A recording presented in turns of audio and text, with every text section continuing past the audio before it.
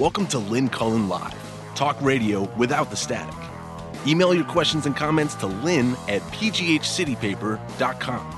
And now your host, Lynn Cullen. Yeah, hello there. Hello. How are you? We made it to Friday again. Guys, next week, is my last, what do I have? 3 days next week. And then I'm taking a break, which I need. And you do too. I think we should all just swear. I mean, during that month, I'm really going to try to swear off Twitter, all of it, all the stuff that gets me upset, because I know it'll all be there when I come back. As I said, I figured out this is like, watching a soap opera. And as anyone who's ever watched a soap opera knows, you can literally take a month off and come back and you'll be just fine. You'll be just fine. You might have missed a little thing here and a little thing there, but overall, just fine. Oh, Lord, there's so much.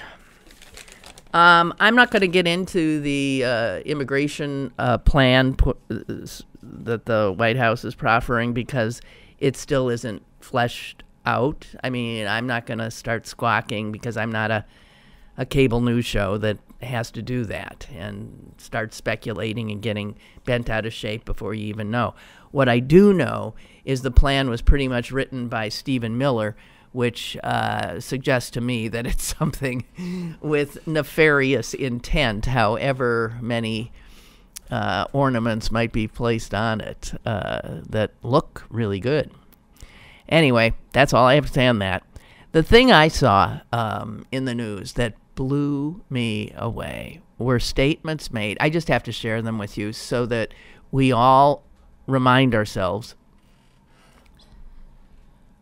of that huge segment of our culture that thinks the way this man thinks. This is a guy who has thrown his hat into the ring to run for the U.S. Senate.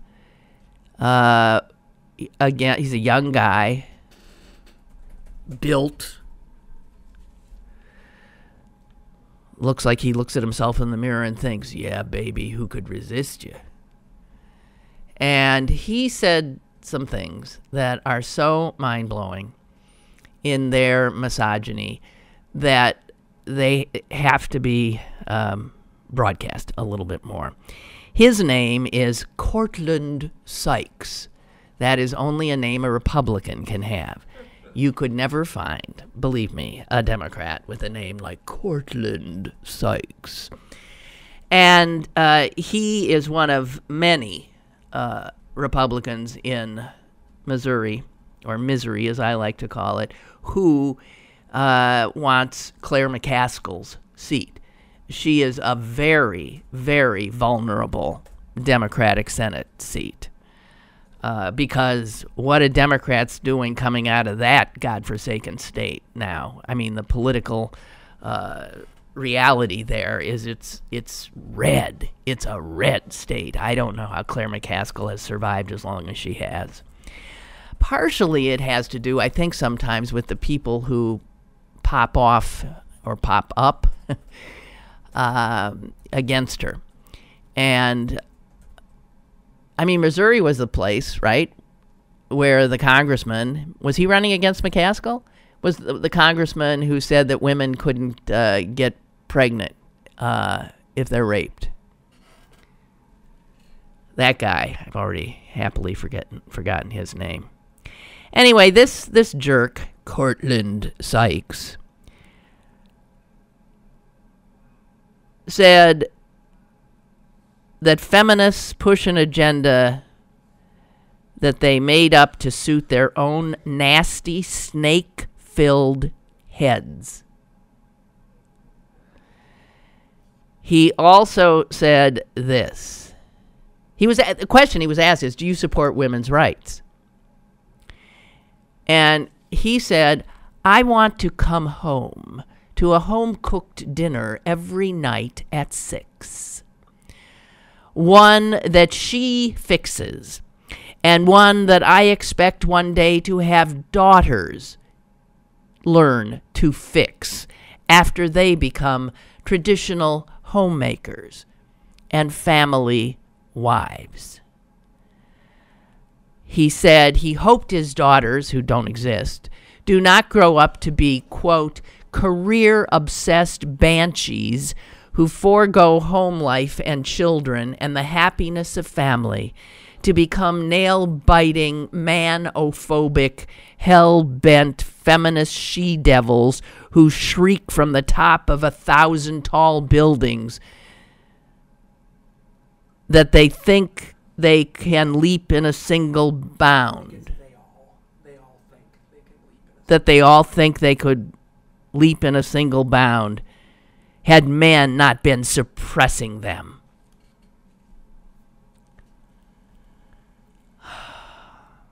But good news, he said, they're finished. Ask Hillary. There you go. There you go. Something tells me the only thing that's cooked is not his dinner. What's cooked is his political career and his dreams of heading to the U.S. Senate. That is mind-blowing, ugly. But, as you know, he wouldn't have said what he said if he didn't feel that a whole lot of people agree with him. And they do. So, this is the danger of living in our little bubbles where we only are dealing with people who think like us. We do forget. We do forget. Okay, there was that. And then there was, I think, this. No, that's the same one. I guess I posted a number. I couldn't believe what I was seeing. Okay. The New York Times today did a story, front of their national section, on Pennsylvania's, just a single district, and it wasn't the district next door that we know was gerrymandered to beat the band. It's the district that you can't believe exists, that is so gerrymandered, it is, well, they did it. That's why the story calls it a cartoonish election district. This is the, is it the 6th? The 6th in the eastern part of the state, which is drawn so that if you've never seen it, it's hard to describe because there's this big hunk, but it's constantly jagged edges like this, and then it narrows down to literally a building in a few places. And then it's shaped like this. And there's a whole other district here in the middle. Not quite clearly. Districts should, if you're thinking about electing a person who is going to represent a district, you would want the district, of course, not to split communities, because somebody who's a community would like the same representative, right? Either in a state legislature or in Washington. And these Republicans who want to contend that they did not gerrymander, they don't have a leg to stand on, because all you have to do, it's the 7th district. All you have to do is look at it. It's mind-blowing. And in fact, has long been said to look like Goofy kicking Donald Duck. And the minute you hear that, you see it. It looks like, yeah, Goofy, and there's this leg that comes out kicking the other character over here. It is insane. It is insane. The New York Times says, at the point on the map where Goofy's foot contacts Donald Duck's rump, the district is precisely as wide as Brandywine Hospital. That's all it is. It is one building. And on either side of that building is another district. 2 other districts, I guess. The Times goes on to describe it as, in the west, the boundary juts across the grounds of an elementary school, bisects a cul-de-sac, Kingswood Lane, and heads to the north of a Turkey Hill market before plunging south again. All those maneuvers designed to exclude the Democratic-leaning town of Coatesville. Now, and when you see it, you think, what the hell? Well, it's to keep Democrats in Coatesville from being able to vote with their neighbors and all the other people around them. The Times says there are zigs and zags all along the perimeter of the 7th District, roping conservative rural areas in and shoving Democrats out. At the juncture where Goofy's head connects to his body in Montgomery County, the district is only as wide as a parking lot. That's the one at Creed Seafood and Steaks. The parking lot. From the restaurant, the 7th boundary doubles back east along the Pennsylvania Turnpike, then bisects the town of Upper Marion, depositing many Democratic-leaning voters there in the 13th District, which includes parts of Philly, which, of course, urban is Democrat. This district alone, you don't even have to throw in our gerrymandered district here with our special election. This district alone is hands down, exhibit A, B, C, D, E, F, and G. There is no way. And so this is an article about how anybody reading who happened to hear that the Pennsylvania court said, hey, you got to redraw this map. This is how you explain to the rest of the world why. It might look like a cartoon, but it is, as the headline says, no laughing matter. And it's how they steal votes from Democrats and how they get power without earning it in a honorable way. So sick of them. I'm just so sick of them.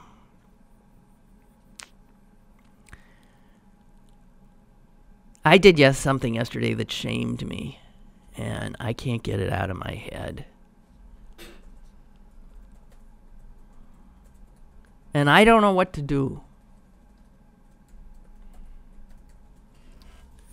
I will explain. I'm sure those of you who live in the city know that the number of people begging for money has never been greater, at least in the 35 years I've been here. So that you cannot approach walking down city streets, city sidewalks. Yes, a few days ago on my way here, it was a cold day. The building I'm in is on Smithfield, major downtown street. And curled up. Actually, he wasn't curled. He was lying with his back to those people on the sidewalk, and his face up against the building. And it was a man, and he was covered by a blanket, and he was sleeping. The last time I saw that, people in broad daylight sleeping on sidewalks in a downtown, was in 1970 in New York City. And that is when New York was, had incredible crime and had homelessness. And I happened to be living there at that point. It was and the reason I decided I had to get out of New York City was one day, in a hurry, I actually stepped over the legs of somebody lying on the sidewalk. And a voice in my head said, "You got to get out of here." That's not a normal reaction. Somebody's lying face down on a sidewalk. You don't step over them.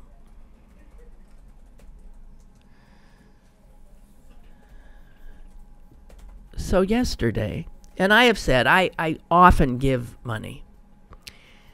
But I was in a bad mood yesterday. And I was coming out of a shop in East Liberty. And as I walked into it, these two older black guys called to me. And and they said, "Hey, sweetheart," one of them said. "Hey, sweetheart." And I thought in my head, "Fuck you." And I walked into the store. And then I came out, maybe 10, 15 minutes later. And as I'm walking toward my car, one of the guys, and he had moved to the other side of the store, said, "Can you give me, lady," he said. And I just paid no attention. I just kept walking to my car. I was just, no. Can you give me 75 cents? And I felt I was angry as hell. I was angry at him for making me make that choice.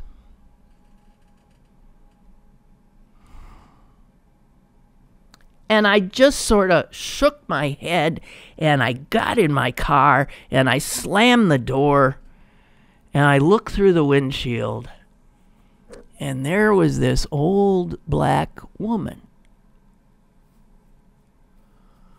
who was walking toward him with $1 in her hand, which he took. And I sat there in my fancy car, and I looked at these two, and I thought to myself, "You're the rich white bitch who had the money and wouldn't give it to him. That woman who gave him the $1, that $1 to her was probably like $100 to me, maybe even the discrepancy even greater."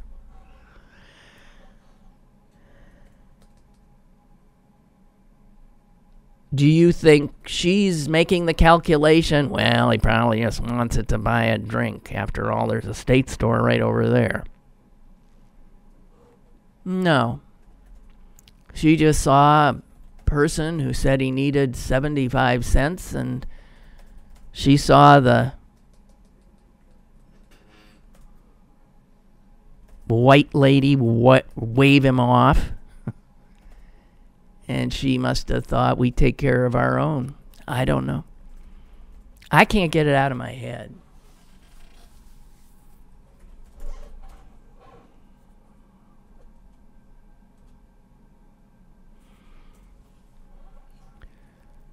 They do say that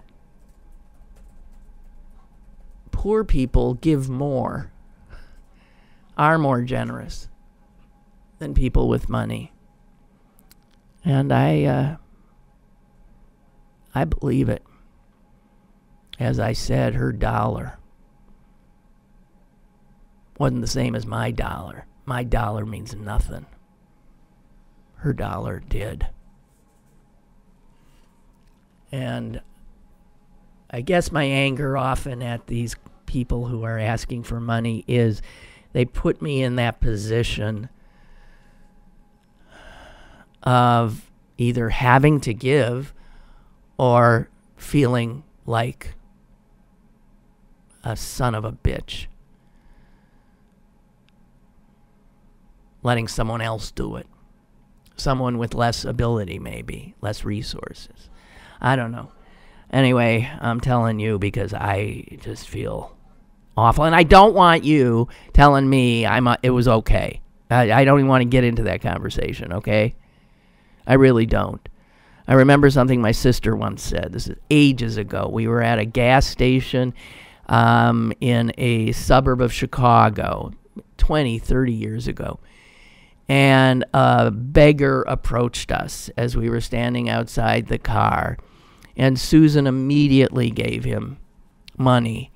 And when he left, I turned to her and I said, why did you, I've done interviews with people and they say you're not supposed to do that you're just going to do drugs and this. And Susan said, if somebody gets to the point in their lives where they have to beg,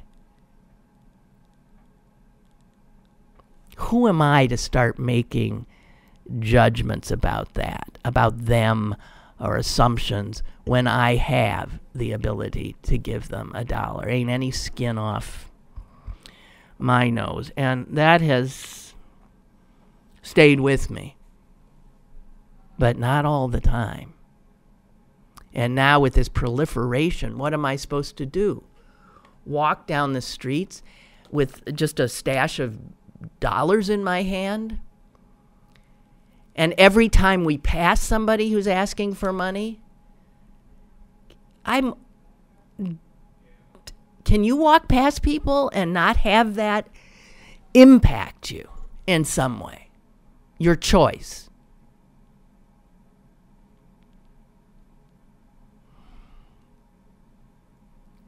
Because I think a civilized nation doesn't have people lying on streets in the winter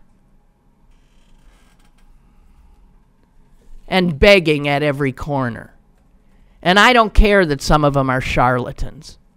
We like to tell ourselves that so we don't have to engage in any way. They ain't all charlatans.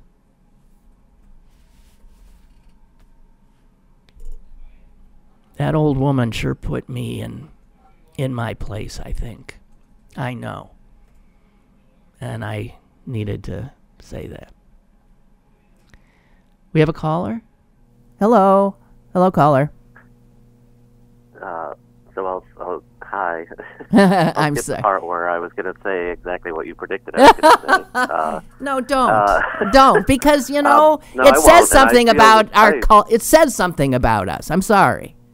Yeah, no, and I agree with what your sister said anyways, and despite having had that discussion with people in the mental health field, I still give money sometimes. What actually motivated me to dial was I was very surprised that you haven't seen these people downtown. I don't see them every single time. Oh, they're everywhere. But it's not unusual, especially in Oakland. There seems to be slightly more. Okay, in Oakland there's a lot. Downtown, just on the block of Smithfield that this building is on, there are, as many as 3 on one block that I walk every day. There's nothing unusual about it. So yeah, and what I wanted to also say was, so I've gone out a couple times, this is wildly insufficient, but my wife works in the mental health industry, and she has. They organize. I forget what the group is that organizes these trips on the coldest days of the year, giving out blankets, coats, and food, and going to the shelters that are downtown. And it's not only fascinating to do that, but to go to they take us to the camps around the city, Right. Which are even more just completely mind-blowing. To see that and talk to those people, and you can see how, yes, I'm sure some of them have problems, but a lot of them just seem like completely average people, and to think how they ended up there is really scary.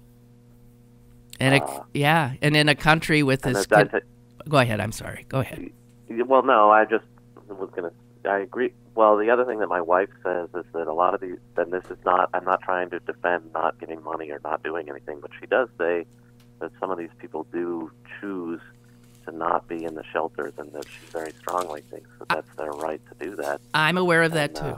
Yeah, I'm aware of that, too. So I don't want to sound like I'm defending any side. It's just it's a very interesting... Oh, the other thing I wanted to point out is that I didn't know till I took one of these trips is that if you go out to the end of Grant Street and go around the bend at the very end towards the river, there's a memorial to the people that have died on the street. Oh, wow. Yeah. A number of plaques on the wall there that have their names, which is also extremely shocking to see how many are there. God. And so I've never seen any coverage of that memorial or knew that it was there. So thank you. People might want to take a look at that sometime. Thank you. All right. Bye. All right. Have a good weekend. What? Why don't you have somebody come on and fill in for you for the month? Like who? Gone. It's going to be I don't know. You know more people than I do, but no. It's really horrible to think about that month. Oh, no. No, you're all going to find some podcast somewhere, and I'll never see you again.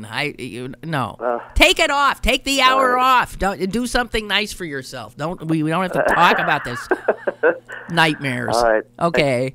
I hope you have a relaxing February. Bye. I'm trying. Thank you. Bye-bye. Bye.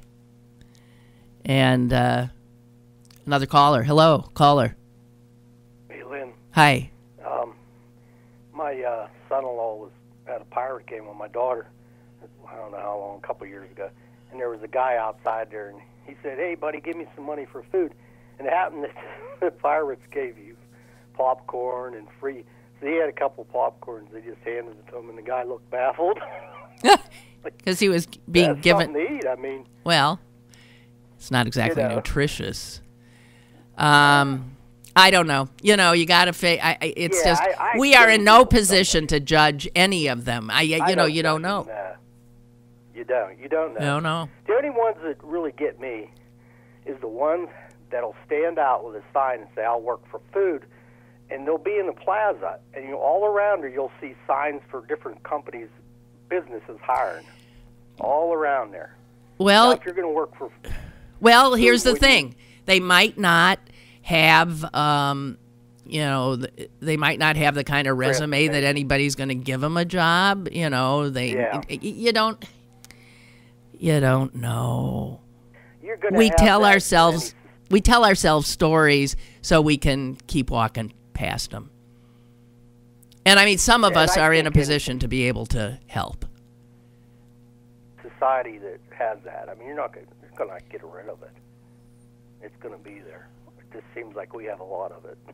We have a lot of it because we don't have a safety net in this country, and because the chasm between the rich and the poor is growing as we speak. And people who are not mentally ill are falling into homelessness. People who are not drug addicts are falling into homelessness. Yeah, it says something about us. I'm sorry. It just says something about us, and we shouldn't try to make it easier on ourselves. But thanks. No. Nice to hear from you. Okay, then. Bye. We have another call. Good God. Hello. Hi, Lynn. Yes. I just wanted to let you know that I will really miss you in the month of February. Thank you. But I also wanted to tell you about a time I was going towards the Liberty Tubes, and it might have been about a month ago, and there was a woman there begging, and I kind of ignored her at first, and then when I looked at her face, she looked to be about 80 years old. Oh, it just broke my heart. I opened my wallet, and I tried to make eye contact with her, but she had already gone farther down and she didn't see me. It was just her back towards me, but I felt so guilty driving through those Liberty tubes thinking that that poor woman who reminded me of my grandmother had to stand there and beg in the cold. There you are. Okay. Thank you for the story, and thanks for the nice words. Enjoy your vacation. Thank you. Thank you. And bye-bye. Bye-bye. And I want all you guys to enjoy your vacation from me. I would. That's why I'm taking a vacation from Lynn Cullen. That's what I'm doing, actually. Ray writes, a story you told about the panhandler was very moving. It is always a hard struggle between being just and merciful. I recommend merciful. Me too. When I run into the street beggars, I remind myself of the writings of Peter Morin, or Marin, I don't know how to pronounce, I'm sorry, co-founder of the Catholic Workers Movement. I spent some time on a Catholic worker farm when I was young, and it stays with me. So a sample of the writings he's speaking of is this. Modern society calls the beggar bum and panhandler and gives him the bum's rush. But the Greeks used to say that people in need are the ambassadors of the gods. What we give to the poor is what we take with us when we die. Wow. And here's one more Ray has shared with us. The coat that hangs unused in your closet belongs to the poor. That's all good stuff, and I wouldn't argue with any of it. For people who like to ask, what would Jesus do? He wouldn't walk past. He wouldn't walk over. He wouldn't wave off angrily because he had something to do. Just wouldn't. But it's a societal and a systemic problem that cannot be fixed by us giving $1 here and $1 there. That's not the way to really address the problem. And we're not addressing it at all as a country.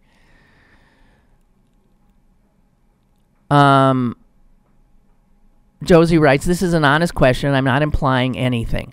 When seeing men on the streets, homeless, asking for money, I always wonder where the women are. Where are they? Are there more family facilities available to help women and not the men? Listen, there are a lot of women on the streets downtown. A lot that are begging. They aren't all men. More and more I'm seeing women.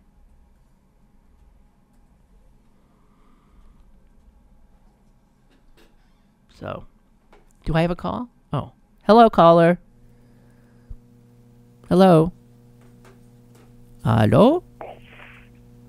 Hi. Hello? Yes, hi. Hey, Lynn. Hi. Hey, it's Jonathan. I wrote an article about 1.5 years ago about Dr. Jim Withers. That's, I was trying to think of wonderful. his name. I was trying to think of Dr. Yeah. Withers' name. What an amazing man. He's amazing. And I wrote the article when he was nominated as one of CNN's top 10 heroes. Right. And I asked him only 15 minutes of his time, and we wound up talking almost an hour. One of the things I asked him, I said, sometimes my young daughter and I see somebody on the street asking for money, and I always wonder, well, should I give them money? Is that going to go to alcohol, or should I give it to a charity? What's the best thing to do? He said to me, if he's going to spend that money on a little alcohol and it's going to ease his pain temporarily, so what? Let it be. Wow. And so that is what and he said, giving to a charity, a shelter, that's wonderful too. But if he needs to ease his pain for what he's going through, then that's okay. So that's what I've carried with me since I spoke with him. Well, coming from him, wow. Thank you. Yeah. Thank you. Yeah. Always good to hear from Okay, you. Lynn. Bye. You too. Okay, Bye-bye. Bye-bye. And Chuck writes that $18 million for a wall could go a long way to helping the homeless. These people surely need those daily dollars, but what they really need is a leg up and a way off the streets. And only government or corporate America, or both together, could do that. And they got more important things to do, like enriching themselves. Do we have another call? Caller, hello. Hi, Lynn. Hi. First of all, I have to say that back when Reagan was in, there used to be facilities for people with mental illness, and he's the one that I believe did away with the it was warehousing, and yes, that's another whole issue. But in the meantime, he just dumped all of these people with mental illness on the street. He eliminated it was Mayview. There were actual places for these people, and it is mental illness, and it's heartbreaking because who's to say when one of us, we may slip. We don't know. It's mental illness, and that's another whole discussion because that is it's so unaccepted in our society and understood and all that. But it was a safe place. A friend of mine, a coworker, he lived in Bethel Park, and a neighbor had a situation and had to bring. This was back around Reagan's times, and had to bring her son, her mentally ill and dangerous son, home. And his name was my coworker was Bob Moran, and he lived in a suburban area in Bethel Park. His dog was outside, and all of a sudden the dog got shot dead. And Bob went out and said, "What are you doing?" to the neighbor. And the neighbor that was mentally ill shot Bob dead over the dog. And it was, I don't think I will ever recover from that, but at that time, it was at the same time of Reagan doing away with the social, the government's support and having places. It was. I just said it was. My God, Reagan did this, and here we are. Okay, thank you. I hate to rush people off, but we keep getting. I got more calls. So One more second, Lynn. One thing is, last time when you took a sabbatical break, and justifiably so. Remember coming back, how it wasn't an easy transition back in, and I've got to testify that no, when you're gone, I actually get to things I should be doing. But good, you are sadly. I personally do not replace you with something else. Okay, good. It's a fact. Good. We'll all be better for it. February off, everybody. I hope you come back, honey. Oh, I will. Thank you. Thank you. Bye. I mean, as far as I know. Bye. And I just want to say this about, I'm not sure Reagan is necessarily to blame for the closing of mental hospitals. My memory of it is that liberals found the hospitals to be, one step removed from, hellhole warehouses. And there was it was a big push by, folks like me to let these people out. They didn't deserve to be treated that way. So I don't know. That would take some looking back and the history of, but that was something that was mishandled in every possible way. And we are still dealing with the end results. Caller, hello? Hello, I think I heard a beep. Yes, you did. Hi. Okay, hi. Yeah, I was dialing the phone when the caller previous to this caller said what I was going to say. And that was that, like when I gave money to people on the street. During the Three Rivers Arts Festival back in the day, I used to give large sums because I'd have large sums of cash in my pocket. I'd give like a 20 And yeah, I've done that too. It makes you feel good, doesn't it? Yeah, and now I said, because my mother had passed away like years ago, and I said, this is from my mother. I say stuff like that. But the point was that, people say, why are you giving them that money? Then they'll go do anything but drink it up. And I said, dude, they're living on the street. Yeah. That little bit of escape, of alcohol or whatever thing they're popping in their body for that little bit of escape from living on the street. Exactly. I'm okay with it, because that's, I'd be hoping, and there's been plenty of times that I was, one paycheck, one person not paying me, that I could have been homeless. Very close, That's happened to me a few times, in my career. So, yeah, I have empathy, sympathy, Go out there, good thing I have like rich friends that I don't have to go on the street and beg. I'll just beg money from some of my rich friends. You can always get money from me, Clarence. You might be getting a call. All right. All right. Be more than happy. Vacation. I was actually surprised to hear that, but have a good vacation. Okay. Yeah. I'm taking February off. Yeah, I heard that during the. I was like, oh. Okay. All right. Yeah. All right. Bye. Bye. Always good to hear from you. Another instance of, I think it was the other day that I was saying something about, okay, so fine, they're funding CHIP for 6 years, but, and I'd read somewhere that there's no hospitals for these kids to go with their insurance. And I couldn't quite figure out what it was I'd read, and here it is again. I just want to clarify that remark. There are community health centers, and these were set up under federal law, and they are there to mostly handle rural poor, and to provide health care for. Let me see. I'll get it here. There are 264 of them just in Pennsylvania, and they provide health care to about 800,000, patients in Pennsylvania alone, the vast majority who are poor, are uninsured, or on Medicaid, or Medicare, or CHIP. And guess what?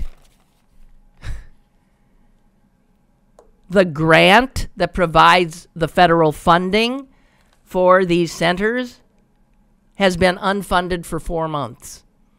And these centers are laying people off. They're closing down.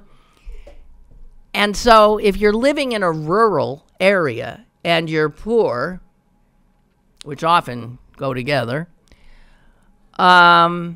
and you were fearful of losing your CHIP coverage for your children, and then thank God they finally got that funded again.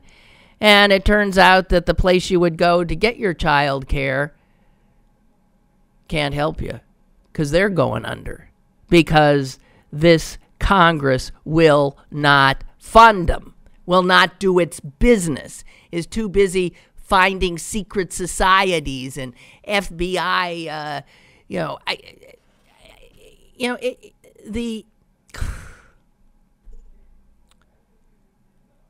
it's not incompetence, this Republican Congress. It's just cruelty, malfeasance. Whatever oath these people took, they are in violation of it. This program, the community health centers, you will not be surprised, came to be under a Democratic president, because Democrats do try to take care of the least of us. And it was Lyndon Johnson in 1964. And those community health centers have been funded since then. The Post-Gazette has an article on the front page. I don't know who wrote it because no byline. And it says that in Center County, in Cameron County, in Elk County, those are all rural counties, red as hell. They vote for these Republicans. They vote for Trump, and they turn around and screw these people. And they get away with it. Incredible. I have another thing I need to get to. I'm going to get let's get some emails in here, and then I want to share just one thing with you again. Barbara says, people give more when the beggar has a cat or a dog. Well, that's true. And I think, yeah, often you see, I've rarely seen a cat, but they come with dogs. And isn't that something, though? That we're more, and we've talked about this, we're more inclined, our hearts are touched more by the thought of a dog without shelter or a dog going hungry than the human being that the dog is accompanying. And we know that's true. I admit it. The hell is that about? Chris writes, you are right. There are a lot of women that are homeless and begging in the streets. I saw a woman just this week at the corner of Bates and 2nd Avenue. Her sign has been in my mind ever since. It said, too ugly to prostitute, too kind to steal.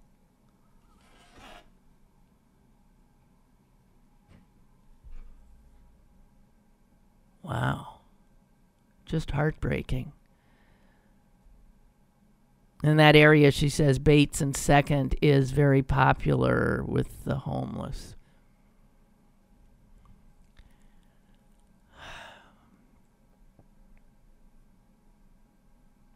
Incredible.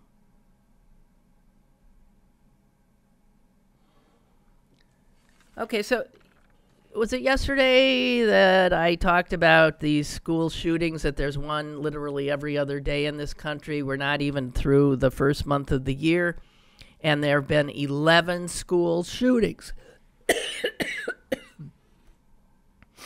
I told you that. And I have to say that when I said it, I thought, God, you read the papers, you know. Wouldn't I have remembered 11 school shootings? And I said, well, it's so commonplace that we don't even pay attention. Maybe half the time these things aren't even covered. Well, somebody who saw the same reports, and unlike me, had the same feeling, but then went looking, that this is after the horrific shooting in Kentucky at the school where 2 children were killed and a whole lot more, 15, 16 injured. And I know one is in very critical condition. And he pointed out that I think the story I saw was a New York Times story, and that it said in the story, gunfire ringing out in American schools used to be rare and shocking. Now it seems to happen all the time. Well, he went and looked for the 11 shootings that the reporter was talking about that led me to say literally every other day this year there has been a school shooting. And what he found was that there were 1, 2, 3, 4, 5, 6. There were 5 shootings that all of us would agree were what we think of when we think of a school shooting. Bad enough. There were 5 shootings in schools that bear a resemblance to the Kentucky shooting, with not as great a death toll or whatever, but yes, school shootings. The others that were added in to get to 11 for the number of school shootings, are a little dicier, and I'm sharing this with you because I think it's important when we're trying to reach people to be rational about the overabundance of and ready availability of guns in our culture. It's not helpful to sort of play with the facts to make something seem even worse. It is worse than any other country on the earth. We do not need, nor do reporters for the New York Times, need to fudge it and exaggerate it for a story. If that's our thinking now, then we're in big trouble. It's more than bad enough sticking to the facts. So here are some of the incidents that were put under school shootings. A 14-year-old in Arizona committed suicide in a school without threatening anyone else. Now that is different, is it not? Another, a shot from off campus struck a building at California State University, San Bernardino. So that was a shot being fired from who knows where and who knows what, and it hit a school building. That's not what I had in mind either. A veteran with post-traumatic stress disorder shot himself in the parking lot of a closed Michigan school. No students were present. That's not, I'm just saying, and that really is not good. School shootings happen with horrifying consistency and frequency in this country. There is no need to start fudging the reality. This guy ends his piece. His name is Daniel Lee. This is not the place to relitigate the gun control arguments that most readers already know inside out. But it is fair to say that distorting reality to advance a particular approach is counterproductive.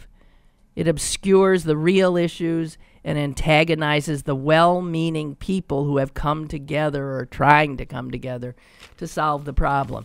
I agree with that wholly. So I wanted to, that's just to clear my own conscience at having promulgated that, which I don't think stands up to scrutiny. Also, in regard to homeless, I want to give you some numbers here. It's just mind-blowing. This is from an op-ed piece in the New York Times yesterday, and it's written by a guy who I think won the Pulitzer, I remember. Oh, no, he won the Nobel. That's right. Angus Deaton, professor of economics, who won the Nobel along with his wife, I believe, for their incredible research. Or no, the wife didn't. He got it, even though she was very much part of the research. Their research showed that white Americans were becoming less healthy, were dying, their life expectancy was going down. And that was the first sort of, hey guys, look at this. This ain't happening anywhere else. It's happening here in the greatest country on earth. And so he just has a few more facts. And I want to, when we talk about poverty and people begging, this blew my mind. And this guy is a Nobel-winning economist, I think probably a pretty reliable source. He says this: much of Appalachia, which is really us, much of Appalachia and the Mississippi Delta, life expectancy is lower than it is in Bangladesh.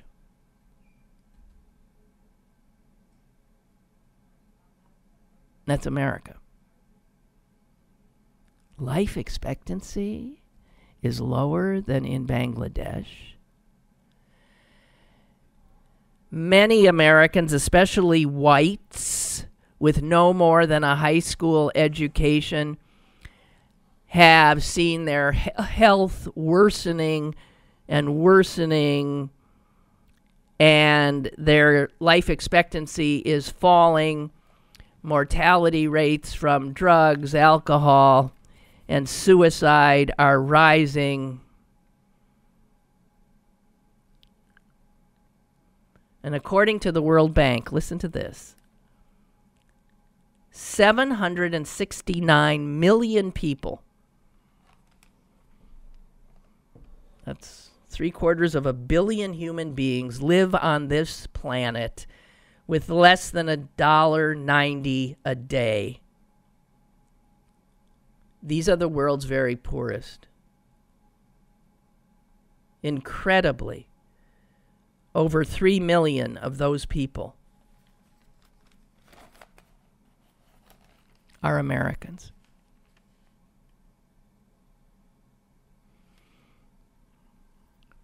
So his point was, when we talk about poverty and then you give to Save the Children overseas, he said, guys, hello?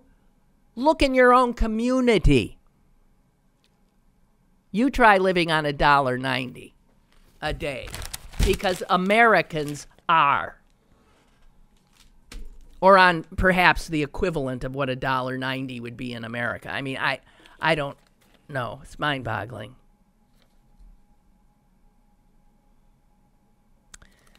Okay, where are we at? We got a few minutes. These are all things I wanted to share. This so-called big story about Trump wanting to asked his the White House counsel to fire Mueller back in June, and that the only reason it didn't happen was the counsel refused to do it and said he'd resign, and then that backed Trump off. Anybody find that shocking news? No. Me either.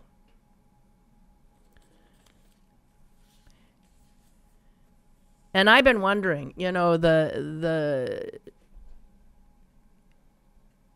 Michigan State case with over 150 young girls being molested by this monster doctor.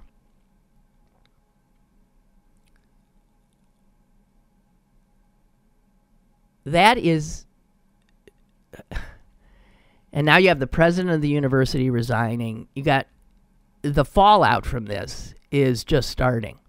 And Michigan State is about to experience what Penn State experienced with the Sandusky situation. But I was thinking, isn't this interesting? The Sandusky thing had to do with football. It had to do with Paterno, and because it was a big football power and it was happening in the football locker rooms, that story was so much bigger, right? Than a bunch of hundreds of little girls. And the story appears to be very similar in that the school was told about this years and years and years, kept, as did the U.S. Olympics, as did U.S. Gymnastics, and the just batting it away, and batting it away. And I have to tell you, when the powerful, and invariably those are white people and white men, when they do what they do, the horrific things that they can do, They are untouchable, often for years and years and years, while abuse of children or women, those without power, continues. And the women and the children are not believed. But it did strike me that there sure was a whole lot more coverage of Penn State, with, I must say, a lot fewer victims, apparently. Who's counting? These are all kids that have been horrifically harmed. But man, if it be football, that's big. Okay, that's sort of all I had to say. I really hope you guys have a great weekend. It's warming up. Enjoy.